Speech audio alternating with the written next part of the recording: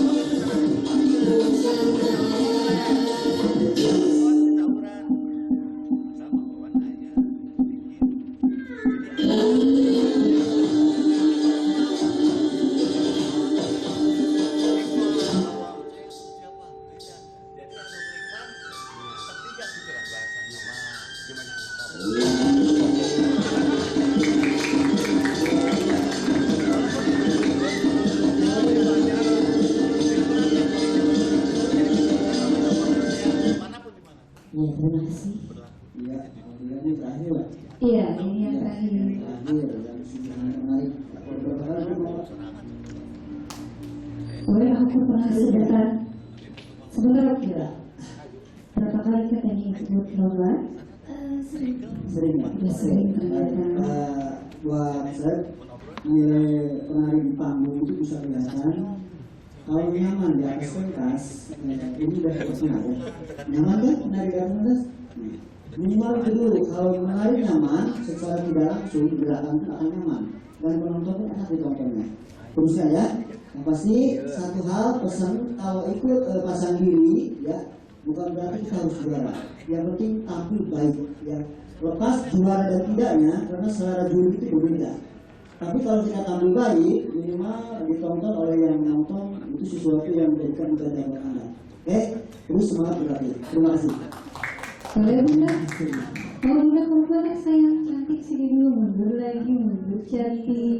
Serta yang terakhir. Iya. Kostumnya juga udah mewah, bagus untuk pas buat kalau dipasang diri ini oke lah.